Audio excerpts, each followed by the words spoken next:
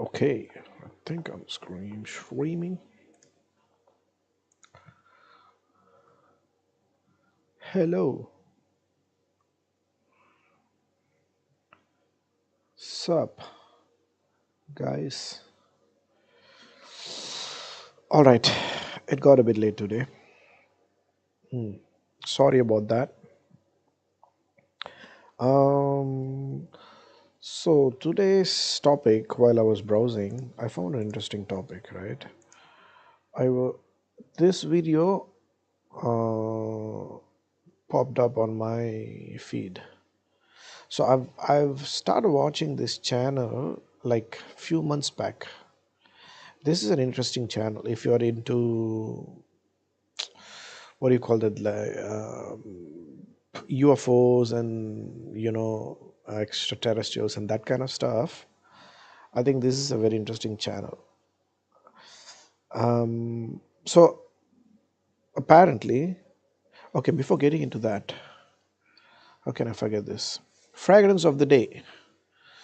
So this is called Nishane. Uh, sorry, the brand is called Nishane, and the fragrance is Hashivat X. So, if you guys know Creed Aventus, the fragrance, it's a very popular men's fragrance. So that inspired a whole lot of pineapple-based fragrances, and every other brand came up with their own version of a pineapple based pineapple dominant pineapple forward fragrance. So this is one such fragrance house, Nishane. It's a very popular house within the fragrance community, and the original was called Hachivat, just Hachivat. And this is like a more of like an not an upgrade but like a different take on Hachivat. So it's a beautiful, fresh, pineapple-y, fruity fragrance with a heavy oak moss. I'm not sure if there's oak moss in it, but there's something oak mossy in the way it smells. The original has oak moss in it, I think. This one probably I think they replaced the oak moss with patchouli or something like that. But there's something green in it that smells very much like the oak moss, and it's one of my favorite fragrances, and it lasts really long too. It's a Turkish house, if anyone is interested. Okay, now that aside, so this what, like, I found this video, and this dude is he's reacting to another video from another podcast, right? Okay, I thought I'd just show you guys to pay some respect to this channel, but we'll watch the actual video. You know what I mean? Because without Psychoactive podcast, I wouldn't have come across this original video, because I wasn't following, I wasn't subscribed to this channel, but now I'm subscribed. Going forward, if there's any update, maybe we can react to that. So this is what this lady, I think she's some kind of a PhD. So she's Astrid Stuckelberger. She's a scientist, researcher, and public health expert who has worked with Swiss federal agencies, World Health Organization, and whatnot.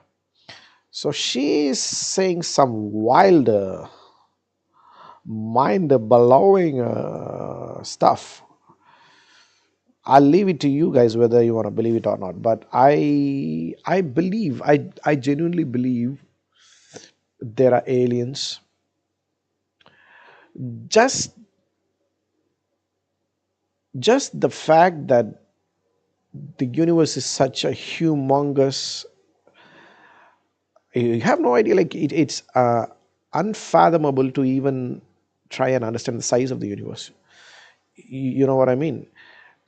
even the solar system itself is huge, right? And then there's galaxies, and then there's superclusters and whatnot, and then like universe, like it's so huge.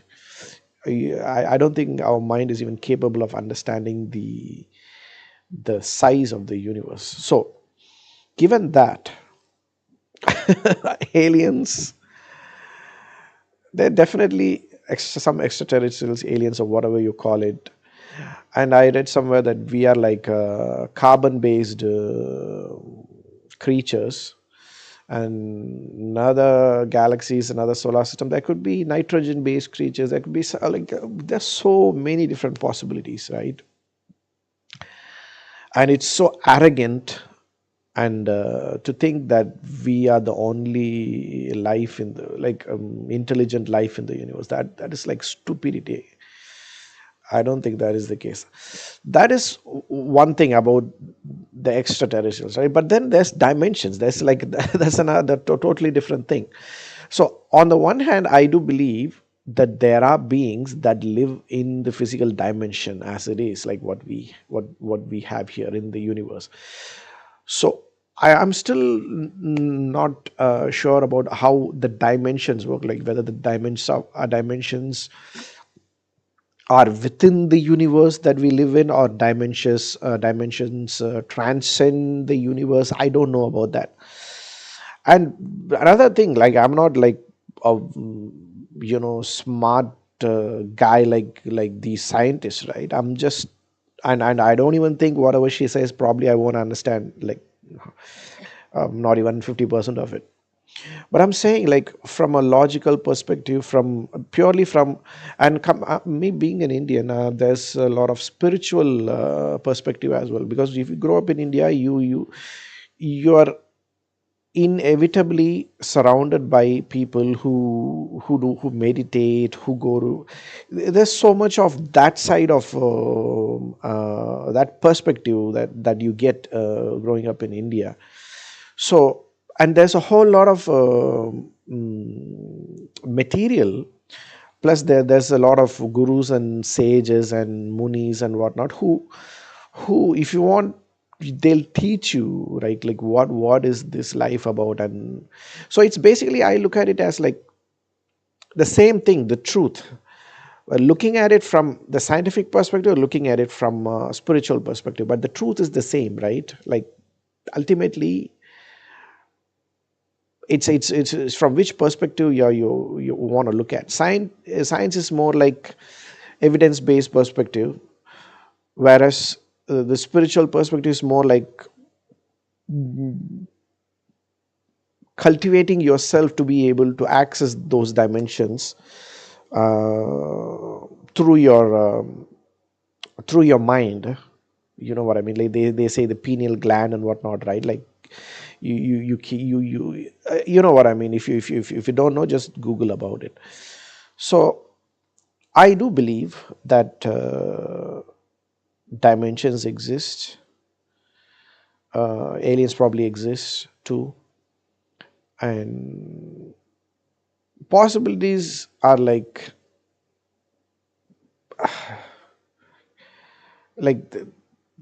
I don't even know how many types of aliens are there. Like I don't want to speculate on that, but I do believe in. So I have found a few links. So we'll watch all of that and then we'll try and react to it. Okay, so this is the original. So we'll watch the.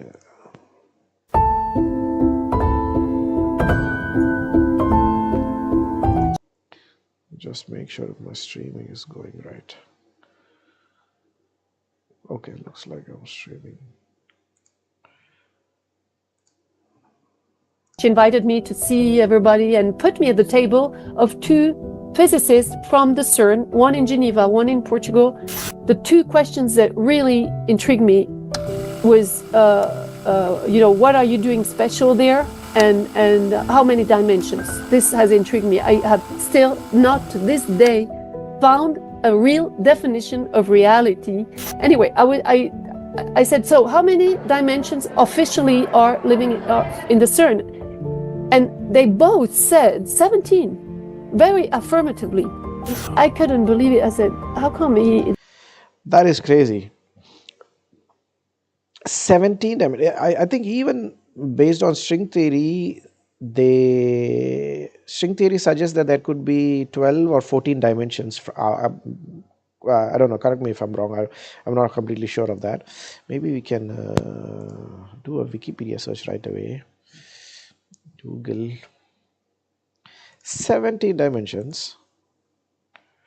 How many dimensions according to string theory? So it is 10 dimensional, and in M theory it is 11 dimensional.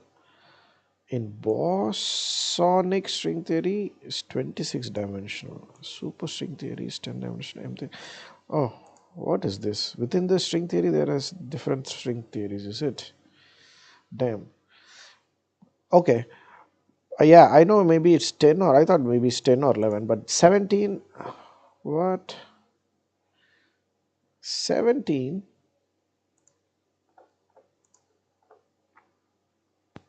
They don't know okay, so I dig then a little bit more, and I said, but you have an experiment, can you describe something from another dimension?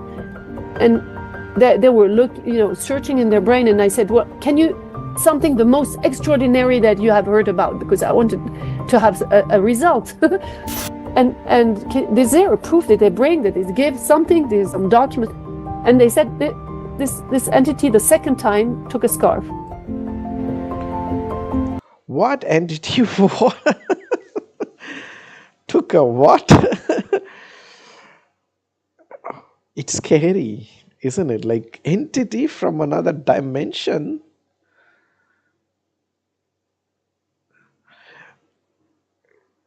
Think about it. Like, see, we are guys doing a 9 to 5, eating, sleeping, working for some corporate or whatever, just trying to survive. We grow old, maybe 60, 70 years, and then we die. Right now, at the same time, there are people who are who are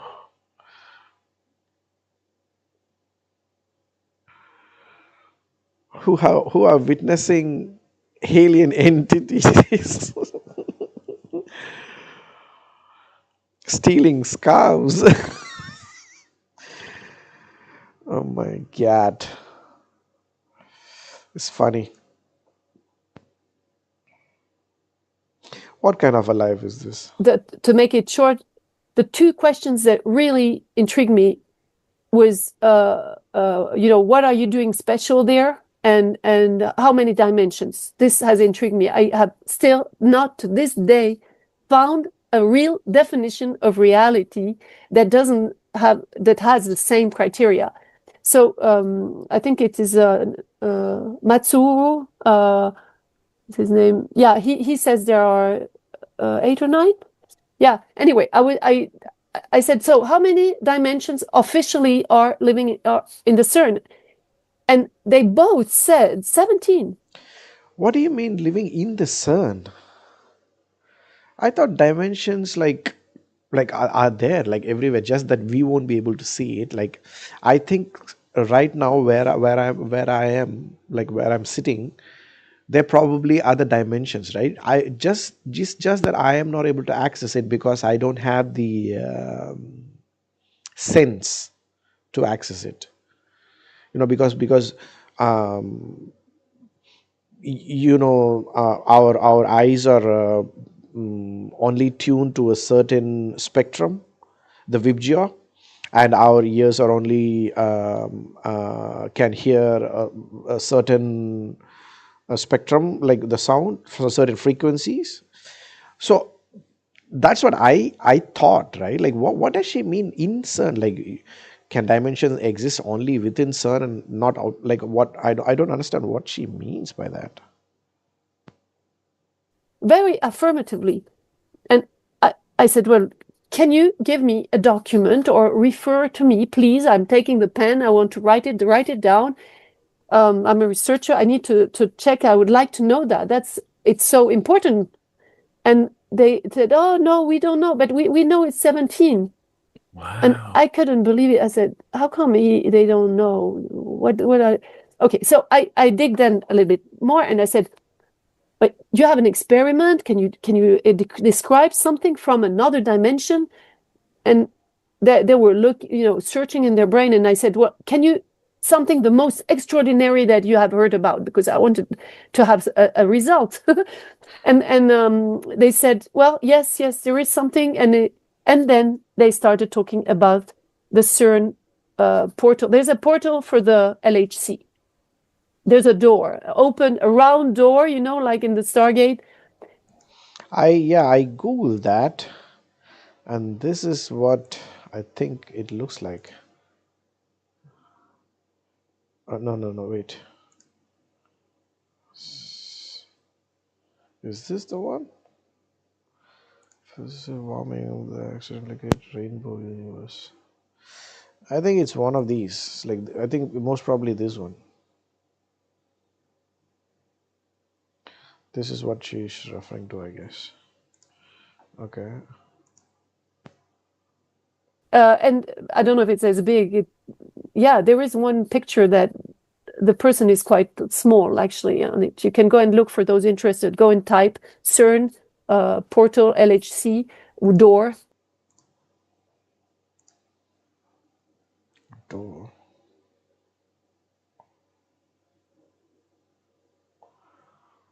Why do they have Lord Shiva statue on that? Shiva is the destroyer of the universe. Hey, these guys know something that we don't.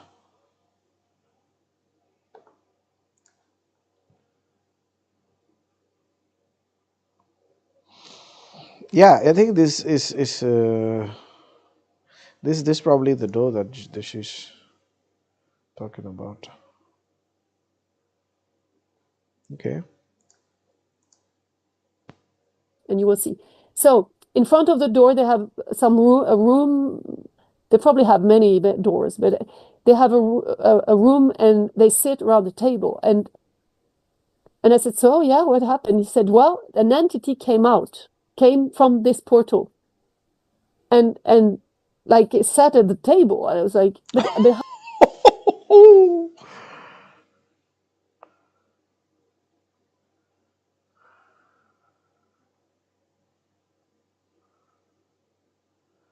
wow, these guys are interacting with these extra dimensional entities at CERN. If this is true, see, I don't know. Like, see, this could be like she's a respected scientist, right? I don't know why she would lie. If she's lying, I don't think she's lying, right? And I also saw a few comments on this YouTube channel. They were probably, the other two scientists were probably teasing her, bullshitting her. See, I don't know about all of that. It could be but I don't think this lady is I don't think she is lying, or there could be. And I think I believe her. how is this what do you mean entity? Is it a person? Is it an alien? What color are they, like us? And they couldn't answer anything. They said, no, it's not. We know, we just know it at CERN, and they cannot describe it, but they have it secondhand. It's not third, fourth. It's a very good friend who knows. And so I said, okay, I have to find something more, because that's not enough. So I said, can you proof? I still can't. I'm still trying to process that. Like, an entity came through the portal and sat on the table. This looks like Avengers movie type of shit, right? Like, what does it even mean? Like, an entity came through the portal and sat on the table. It reminds me of this other movie where Event Horizon. If any of you guys have watched that movie, right? So that's a funny movie. So these guys try to travel to another dimension, but then they end up accessing hell. In I think the movie conceptually trying to say that hell is another dimension or something. I don't know. I watched it long back. I forgot it, right? And then they try to access another dimension, but then they establish a connection with hell itself, and then people over there come back traumatized and blood and all of that. Like it's a beautiful concept, right? Like I'm wondering, like, what kind of entities and creatures are coming into CERN and then sitting on the table. Sheesh.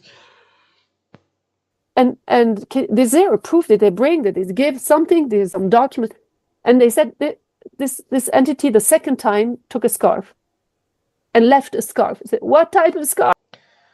Took a scarf and left a scarf. Took a scarf means took a scarf, like left a scarf means. So I think what she means is probably the entity brought a scarf from the other dimension and left it here, I guess. That's probably what she's trying to say. Scarf in it. They don't know. They're not into the detail. They were really into the event and not the detail. And this entity left again. So that's the short scoop that started me trying to look for that. Or are these entities playing some kind of game with them or what? So, like a hide and seek or something? What I did is I went to look into the CERN research agenda, and I saw all those very strange names for everything, but especially around the eclipse that was announced on the 8th of April 23, if I remember. They said that they would start again the collider because they had stopped it in 2018. There had been a problem. So very strange, there was a problem. But they started it again, and I thought maybe there's something strange going on because we are in a war for me. We are in either it's still the World War II, either it's another war, but it's a war of another dimension. And I see. That is crazy. War with another dimension. That would be like, oh my God. That the director of research is the head of research is Bertolucci. It's his name, and this Bertolucci, in his announcement, and I have printed it, 8th of April 24. It's 24. I've written it. This director of CERN is telling that he says, I read it because I don't think you can find it. This is mind-blowing what she is about to read. It's like if you find it in the dark net, if you have to look for it. Okay, so top scientists at the Large Hadron Collider, LHC, says that the Titanic machine may possibly create or discover on 8th of April for the eclipse previously unimagined scientific phenomenon or unknown unknowns. For instance, an extra dimension. So that would be 18 then. So, and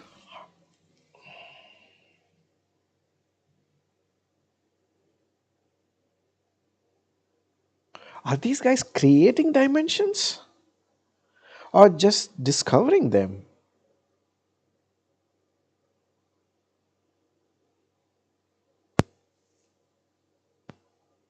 they quote Sergio Bertolucci, the head of research, who says, out of this door might come something, or we might send something through it. So, and his name is Sergio Bertolucci, Bertolucci, so you can find it, who is Director for Research and Scientific Computing. It's important, there is a computing element in all this at CERN. So, Director of Research in CERN, right? Briefing reporters. And then they keep on talking, and at the end they say, wait, I have to find this because it's crazy how you think that. Yeah, of course, adds Bertolucci. After this, okay, no, Dr. later got in touch to confirm that, yes, indeed, there would be an open door. But that even with the power of the LHC at his disposal, he would only be able to hold it open a very tiny lapse of time, 10 to 26 seconds. But during that infinitesimal amount of time, we would be able to peer into this open door, either by getting something out of it or sending something into it.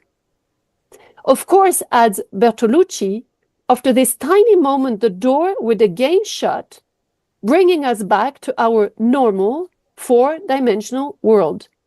It would be a major leap in our vision of nature, although of no practical use. That's not sure. For the time being, at least. And of course, She says that's not true. Even this guy pointed out why she's saying it's not true.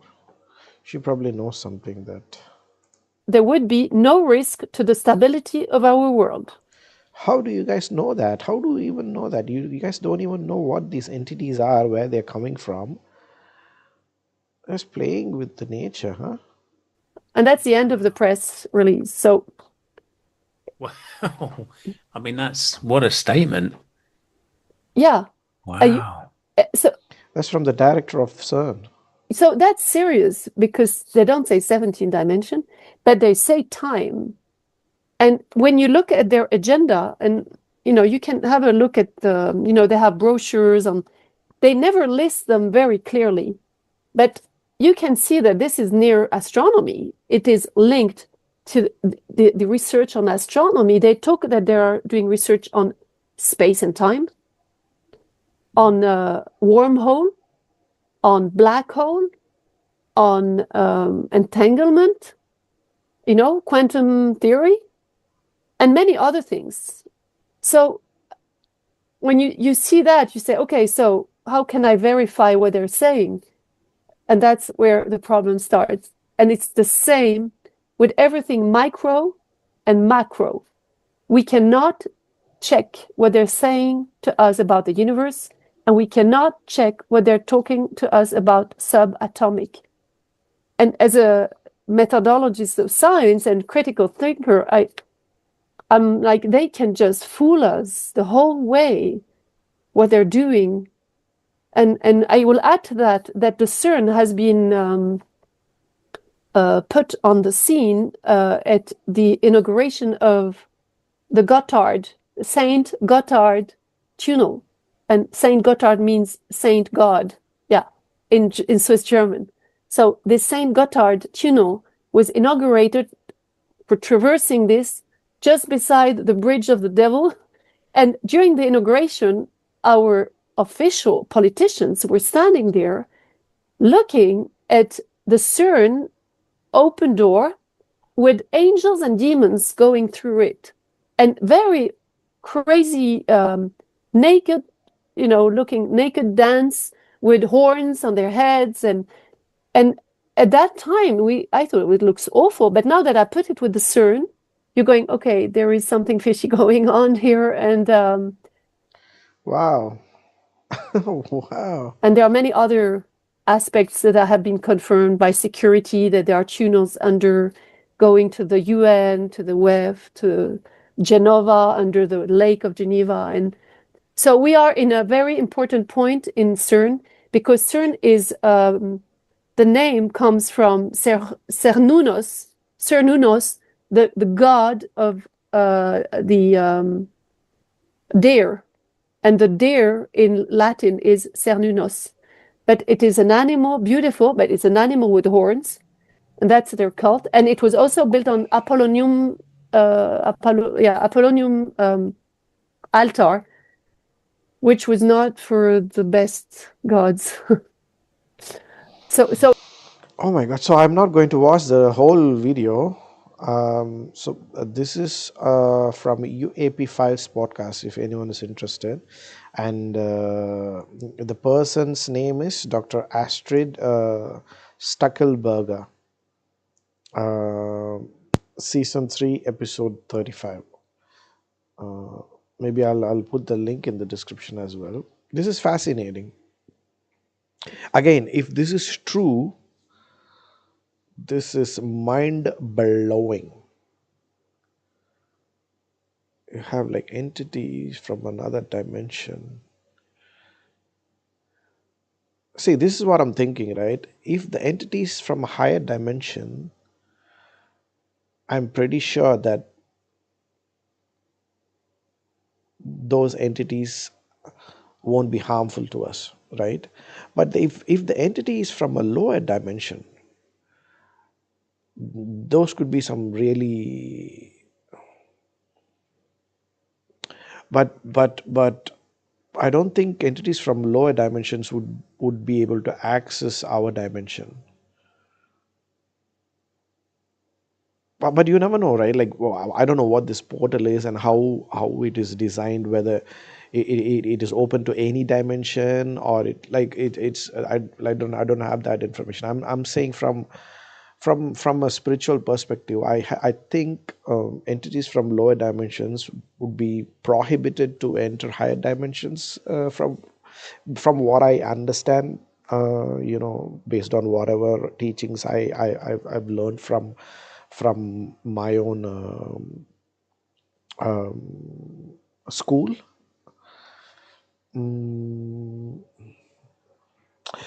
Wow. See, I like, about 10-12 years ago, right? I came across this video. This is a like fascinating video. It's one of my favorite videos on YouTube, right? This is by this gentleman here. I forgot his name, but this is his channel, 10th Dim, and I think he's a scientist. Rob Bryanton, that's the name of the guy. I think he's some kind of a scientist, and he created a video at that time. That this video went so viral at that time.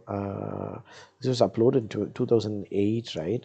I think I probably watched it in 2012 or 13, sometime around, and he describes the different dimensions as to like how you can think of the different dimensions, like what each dimension comprises of, right? We'll quickly watch it, and he has other videos where he describes in detail each dimension, but we don't have all the time for that, so we'll just watch this summarization of this is one of his videos, right? Well, it's a fascinating concept. I was able to follow till about fifth to sixth dimension. After that, I got confused. But I'll play this video. Like the point we know from geometry, it has no size, no dimension. It's just an imaginary idea that indicates a position in a system. A second point, then, can be used to indicate a different position. But it too is of indeterminate size. To create the first dimension, all we need is a line joining any 2 points. A first-dimensional object has length only, no width or depth. If we now take our first-dimensional line and draw a second line crossing the first, we've entered the second dimension. The object we're representing now has a length and a width, but no depth. To help us with imagining the higher dimensions, we're going to represent our second-dimensional object as being created using a second line which branches off from the first. Now let's imagine a race of two-dimensional creatures called flatlanders. What would it be like to be a flatlander living in their two-dimensional world? A two-dimensional creature would have only length and width, as if they were the royalty on an impossibly flat playing card. Picture this.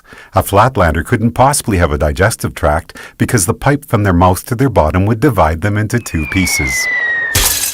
And a flatlander trying to view our three-dimensional world would only be able to perceive shapes in two-dimensional cross-sections.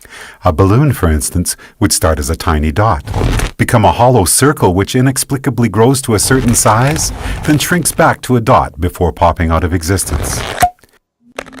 And we three-dimensional human beings would seem very strange indeed to a flatlander. Imagining the third dimension is the easiest for us because every moment of our lives, that's what we're in. A three-dimensional object has length, width, and height. But here's another way to describe the third dimension. If we imagine an ant walking across a newspaper which is lying on a table, we can pretend that the ant is a flatlander walking along on a flat two-dimensional newspaper world. If that paper is now folded in the middle, we create a way for our flatlander ant to magically disappear from one position in his two-dimensional world and be instantly transported to another. We can imagine that we did this by taking a two-dimensional object and folding it through the dimension above, which is our third dimension. Once again, it'll be more convenient for us as we imagine the higher dimensions if we can think of the third dimension in this way. The third dimension is what you fold through to jump from one point to another in the dimension below.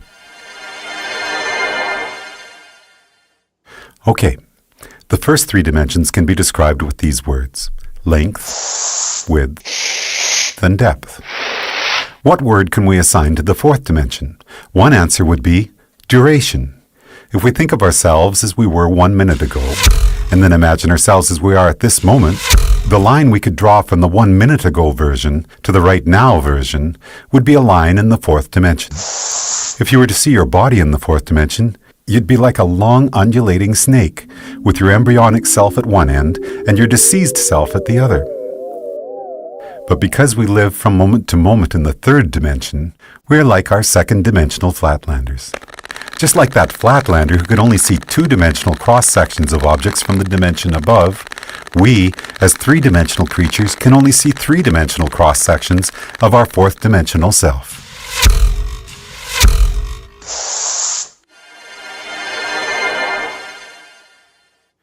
One of the most intriguing aspects of there being one dimension stacked on another is that down here in the dimensions below, we can be unaware of our motion in the dimensions above. Here's a simple example.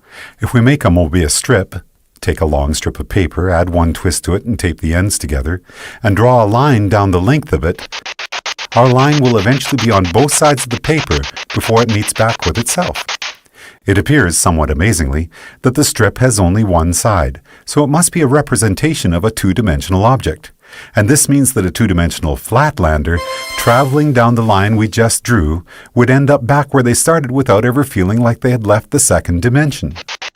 In reality, they would be looping and twisting in the third dimension, even though to them it felt like they were traveling in a straight line. The fourth dimension, time, feels like a straight line to us, moving from the past to the future. But that straight line in the fourth dimension is, like the Mobius strip, actually twisting and turning in the dimension above. So the long undulating snake that is us will feel like it is moving in a straight line in the fourth dimension, but there will actually be, in the fifth dimension, a multitude of paths that we could branch to at any given moment. Those branches will be influenced by our own choice, chance, and the actions of others. Quantum physics tells us that the subatomic particles that make up our world are collapsed from waves of probability simply by the act of observation.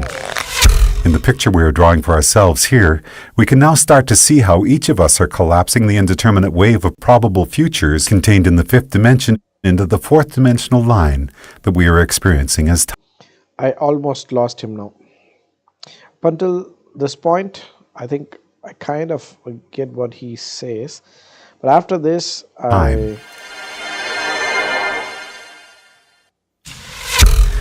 What if you wanted to go back into your own childhood and visit yourself? We can imagine folding the fourth dimension through the fifth, jumping back through time and space to get there. But what if you wanted to get to the world where, for example, you had created a great invention as a child that by now had made you famous and rich? We can imagine our fourth dimensional selves branching out from our current moment into the fifth dimension. But no matter where you go from here, the great child inventor timeline is not one of the available options in your current version of time. You can't get there from here, no matter how much choice, chance, and the actions of others become involved. There are only two ways you could get to that world. One would be to travel back in time, somehow trigger the events that caused you to come up with your invention, then travel forward in the fifth dimension to see one of the possible new worlds that might have resulted. But that would be taking the long way. The shortcut we could take would involve us folding the fifth dimension through the sixth dimension, which allows us to instantly jump from our current position to a different fifth dimensional line. I totally lost. Okay, so I'll maybe put this link in the description as well. This is a fascinating video if anyone is interested in this kind of stuff, you know. Wait till he gets to the seventh dimension. There's another interesting question. I think a guy on Reddit or somewhere asked Mr. Rob Bryanton, right? Which dimension God lives? So someone asked this question, and then I think Mr. Rob gave an answer. 10th dim. Yeah, so he says God, if God exists, he or she must be in the seventh dimension, and he gives an explanation as to why that must be the case. That's a very interesting explanation as well. So if anyone is interested, go and watch that. Now we'll watch another interesting video, right? Like, so this video, I first watched it a few years back. I don't even remember how many years back. Some say this is fake, some say this is like, I don't know. I don't know. I want to debate on that, right? Because it irrespective of what it is, it's an interesting video. Let's watch and understand what the alien says. State planet origin. So this apparently is like a, from a declassified film. Apparently, I don't know if that's true or not. But let's see. It's an interesting video. Okay, yesterday you told us you traveled, and I quote, thousands of light years to get here. Yes. Tell us the truth or the word or another reader. It is truth. I thought about how future. To travel in time is to travel in space.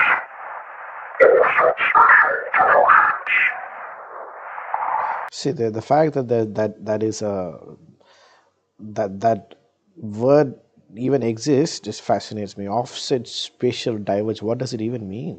So I take it aliens took over our future, right? So you're human.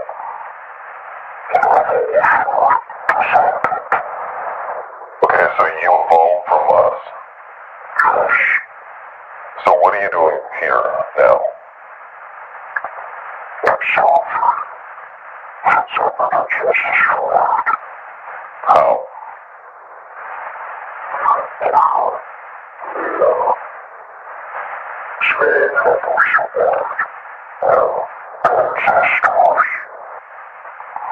Okay, so how about we concentrate on your time?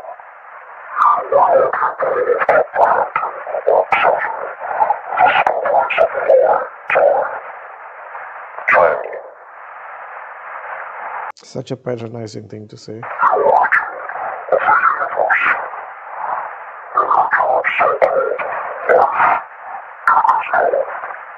Wait, so you know the meaning of life? What's the difference? So wait a minute. Like, to travel in time is to travel in space, right?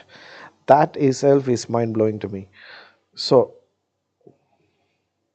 it says, I am from Earth, but I'm from future. But in order to travel from future to this time, I had to travel thousands of light years. So So according to that statement, future is basically is future a different physical location? Like, on the other hand, you could understand it in this way, like, because the space time is one, right? Like, I think that's what it says. To travel in time is to travel in space. So if you're time traveling, basically, so in the movies they show, right, like this machine, something happens and then it disappears and then it comes back. So between the disappearance of the machine and the reappearance of the machine, there's like thousands of light years of travel. Is that what that means? That is fascinating.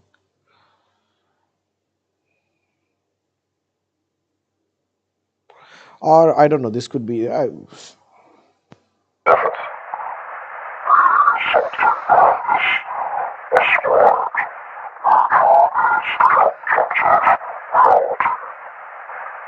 So you know how the universe is created? So you think God?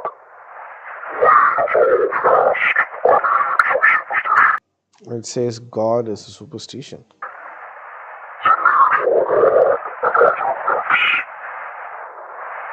Okay, illuminate us. What happens when we die?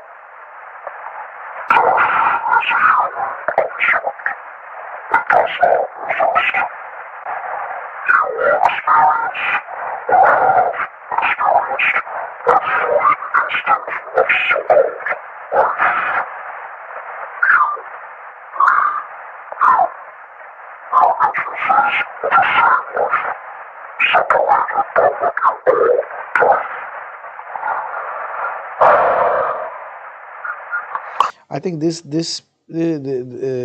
say pretty much the same in the spiritual circle as well.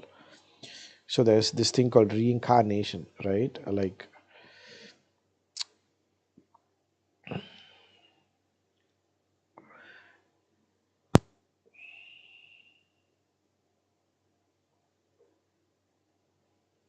how do I say this? In I think in the Buddhist school of thought, uh,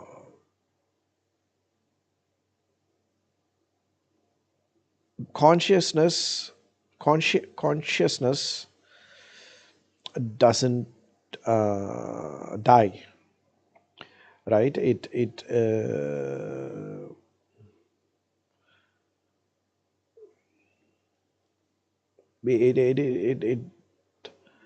It lives forever.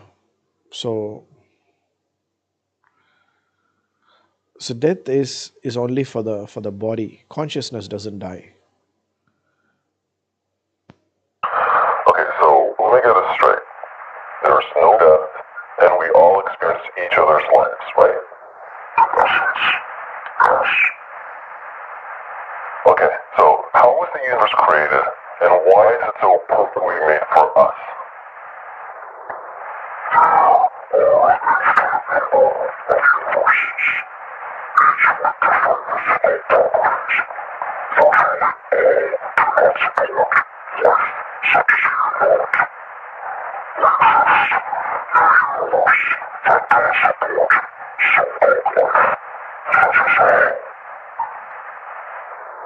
So that's the multiverse theory, isn't it? Moving on. Okay, so why do we destroy ourselves with nuclear war?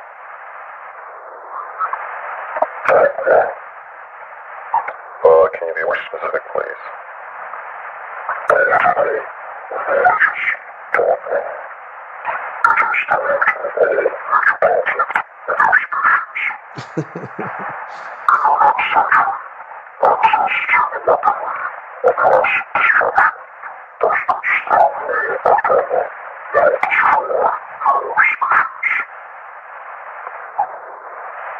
Okay, one last thing. What about morality?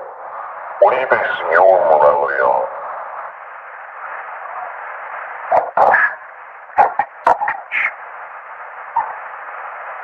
I see. Okay, that's it. Thank you. So this is see, I don't know if it's fake or I don't know if it's a real video, but even if it's a movie, right, it's whatever is being said in this video is a very interesting thing.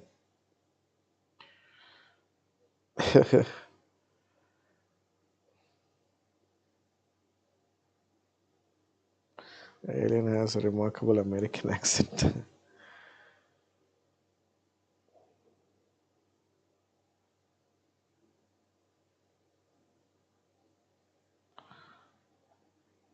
Or face to chew fire gum. Able to frame into Photoshop and reduce the contrast and increase the brightness, and the production company name is visible in the top left. Things Productions. Almost had me going there for a minute. Okay, so it is fake then in that case. It is way too big. Photoshop 1964. Are you stupid? It's an animation. Okay.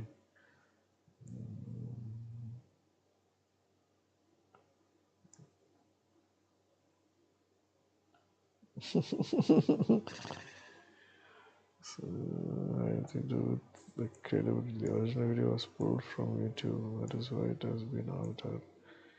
The blue movies. I bet this doesn't tell you. Okay.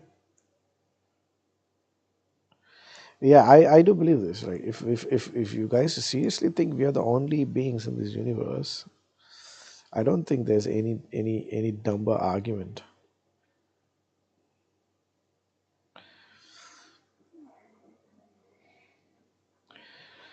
It's crazy.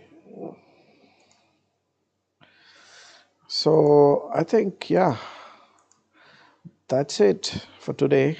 Let's wrap up.